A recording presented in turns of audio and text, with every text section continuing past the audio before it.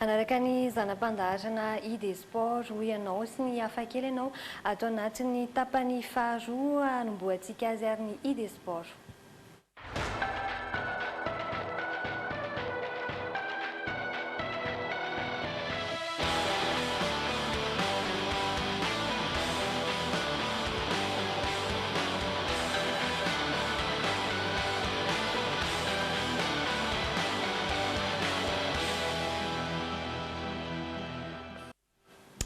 Iresaka mahakasika ny dingana vita sy ny ezaky ny LGK plus isika anaraka ihany koa ny fivoaran'ny taranja taekwondo WTF sy ny taranja tolona ary hijery ny fanomboan'ny lalao miverina junior NBA taranja basketball atao anatin'ity ID Sport no man'ny andry lalaina Andriamasy Sara Zafinjatovo ity.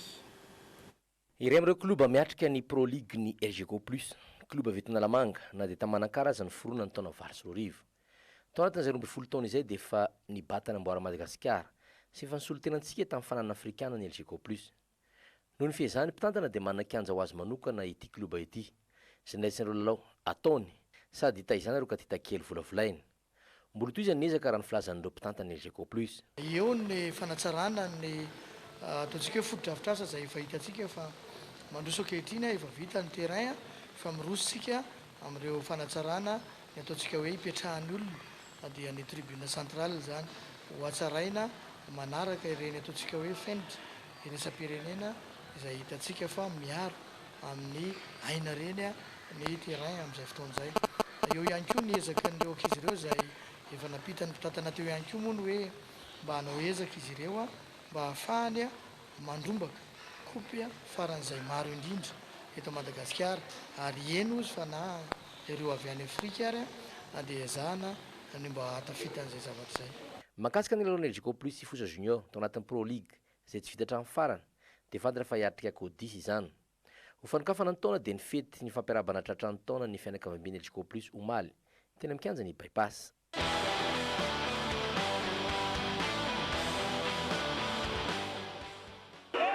De combat numéro 2, combat numéro 203, miomana.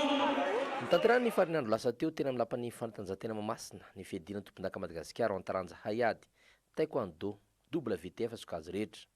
Mpiadina nididina ny 700 avy amina ligue 7 ny Ranosy niatrika izany. Tatamitelo nampiasaina niaraka tamin'ireo fitaovana raitra avy tamin'ny fédération frantsay ho antaranja taekwondo WTF sy ny fédération respénienne ho antaranja taekwondo WTF. Ny fiovana moa zany amin'ity taona ity zany voa nisy natao hoe plastron électronique taïdo deuxième génération no ampiasainy tonga dia électronique deuxième génération zany hoe araka ny manaritra ny fenitra iraisam-pirenena na ny casque zany dia électronique daholo zany no ampiasaintsika amin'ity ary izy koa ny vidéo replay zay ampiasaina. Misy championnat nationaux any amin'ny toeran-kafa mbola tsy manana zany sika misy an'izay. Dia ankoatr'izay mifanindran-dalina amin'ity voalazana teo misy ny arbitre ka mba tonga an'le isika tsy manana an'le système électronique dia mety tsozatsy na fampiasana azy dia nampiasa arbitre zany mitondra arbitre international anankiroa tsika zay ampianatra nanao formation dia maître Imprasite zay 6e dan na WT dia arbitre international 2e degré zany hoe efa ny arbitre championnat du monde ny grand prix championnat d'Europe. Nandrity fanana ity ihany koa no nanaraha maso ireo mpiady national sy ny fivoarana. Ny fanana afrikana sy lalao olimpika no oman'ny fédération malagasy taranja taekwondo WTF amin'izao fotoana.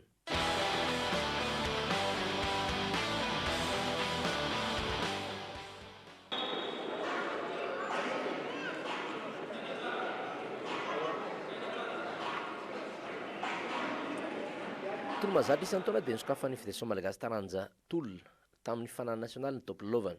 Nandity fiadina izay tompon-daka Madagasikara taranja tolona sokady junior sy senior tena mikanja mitafina koron-drano ny sabotsy lasa teo ity no safidiana izay mpitolona nandrafitra ny ekipa nasionaly amin'ny fanomana ny fanitsanana voalohany aty Afrika. Ezaka izay taona FML na dia tsy afa-niatrika izany isika tamin'ny top lovana lasiny noho ny tsy fampimbola. Amin'ny fahatelony ty volana février mitsidika io zany dia efa hanao championnat d'Afrique sika tao anivon'ny taranjatolona ny Algérie zay antsoina ihany hoe passage obligatoire amin'ny ahafahana manao ny qualification olympique any Maroc raha volana aorianan'izay zany hoe amin'ny volana mars ny qualification olympique ny tena marina fa raha tsy mandray anjara amin'le championnat d'Afrique any Algérie amin'ny fahatelon'ny volana février zao ka hatramin'ny fahasivin'ny volana février dia tsy afaka ny hanao qualification olympique sika. Marihana fa ny première qualification olympique dia efa niraty sika tamin'ny taona lasa noho tsy fisian'ny hoenti-manana. Dia raha fa tsy nisy ny hoenti-manana dia tsy afaka nanao an'izay qualification olympique zay tsika, nefa tamin'ny qualification olympique mondiale tamin'ny heritaona 6 par catégorie ny qualifié avy hatrany. Amin'ity zany manomboka deuxième, troisième qualification olympique amin'ity taona ity premier par catégorie ihany qualifié, zany hoe raha tsy champion ianao zany tsy ho qualifié. Dikan'izay zany misy asa mafy miandry anay eto anivon'ny fédération fa mafaka manome toky zahay fa manana ny potentialité rehetrarehetra sy ny qualité ahafahana misy qualifié ny ankizy. Nafana nijery ny tena fahaizana sy teknika ampitolona ireo fitaovana sy mpanampiana nomen'ny komite olympique malagasy ho amin'ny fédération malagasy taranjatolona.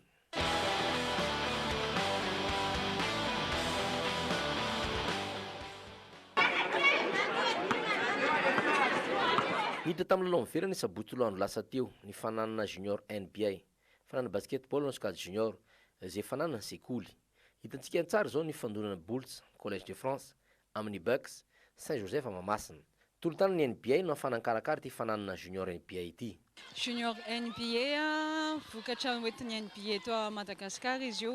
Raha ny tanjon'ny NBA fametrahana ny hoe efa eraky ny zao tontolo zao mihitsy aloha moa ny junior NBA amin'izao fotoana zao, dia izy io hoentina aprisihana ny ankizy hiditra ao anatin'ilay tontolon'ny basket aloha voalohany indrindra, dia eo ihany koa ny fametrahana soatoavina hoentin'ny basketball eo amin'ny ankizy tsirairay eo amin'ny tontolo manodidina rehetrarehetra. Ary ny fanampon'izay angamba hoe akoatran'ny any mpilalao any coach izay izy formation antoaty dia efa mandeha koa ohatra amin'ny fampianarana ny arbitre eo au niveau an-sekoly ireo mpianatra ireo ampiofanina ho arbitre, manarak'izay ngeza be ihany koa mbola eo amin'ny dingana fametrahana foana moa amin'izao fotoana izao na efa hiditra retour ary ny programme éducatif. Anisan'izany fampianarana teny anglisy ohatra, misy koa ny resaka leadership misokatra amina zavatra be da be zany hoe éducatif mbola ao anatin'ny dingana mandeha tsikelikely tsy moramora. Toy ny fananana NBA mihitsy ny junior NBA izay isi ny fandonana mandroso sy miverina farana ny play-off. Sekoly manodidina ny 30 mifandina amin'izany. Itony sabotsy avy izao ny fanitsanana. Dia iny ihany koa no hiampitatsika amin'ny zanam-pandarana manaraka dia ny hoy ianao. Sardine efa fampiasantsika amin'ny andavanandro sy ny andro fety ny sardine Julie. Sardine Julie, ça vous donnera toujours envie.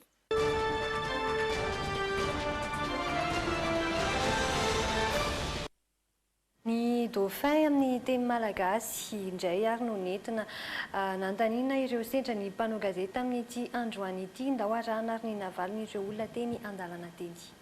Inona ny anaran'ny dauphin amin'ny teny gasy? Tena trozona. Ohatrany tsy fantatro. Fesitra. Fesitra. Dauphin. Fahinoko anazy aloha dia dauphin foana amin'ny teny français fa tsy mbola nahino anazy tamin'ny teny gasy mihitsy. Fesitra. Ay, izay vao nahino azy zany. Fesitra. Zay vao nanao. Yes, afo androany mihitsy. Dauphin. Matsantsa. Tsy tsantsa ve? Fesitra. Fesitra. Efa nahino an'izay? Efa nahino. Taiza nahinonao an'izay? Tany anaty hainao manjery tany angambany. Fantatrao inona ny anaran'ny dauphin amin'ny teny gasy? Tsy fantatra. Na tsy mbola hainao mihitsy? Mbola tsy hainiko mihitsy. Inona ny anaran'ny dauphin amin'ny teny gasy? Atsantsa. Zao aloha. Inona moa? Zao aloha. Tsy tadidiko. Sefitra. Sefitra marina marina. Efa nahino an'izay? Ie. Taiza nahinonao an'izay? Tamin'ny télé ihany. Dauphin? Tena tsy azoko an-tsaina. Fesitra nefa. Fesitra? Zay vao nahino an'izany? Ohatran'ny hoe mandefa rivotra zany. Fesitra. Mandefa fesitra. araka nefa enao azy teo dia fesotra ary a ny dikany amin'ny teny malagasy. Iny ihany koa no hiampitatsika amin'ny zanam-pandarana farany dia ny hafakely. Sardine atlantique, ilay sardine miaraka tsara amin'ny sakafo tianao rehetra. Sardine atlantique, le goût de l'authentique.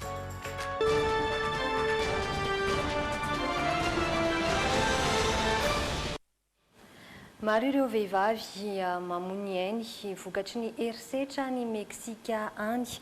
Ny fomba nentiny ireo vehivavy ireo tany an-toerana ny eo ny tsy fankasitrahana izay herisetra mahazo azy ireo izay ary no entina aminao atao anatin'ity hafakely manaraka ity. Raha ireo olona voakasika no manao fihetsiketsehana rehefa misy fitakiana matetika.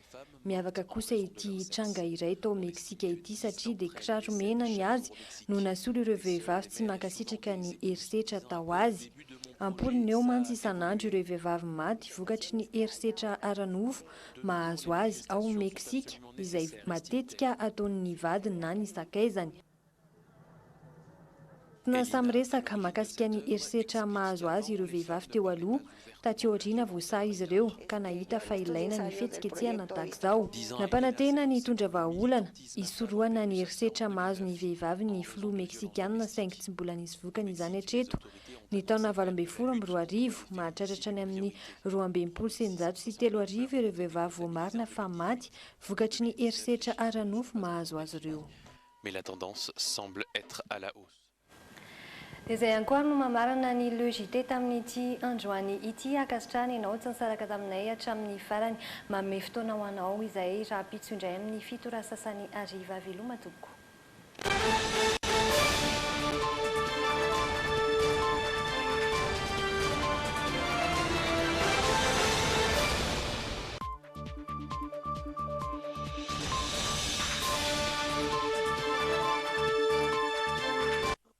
Malagasy nanotra ho anao teo.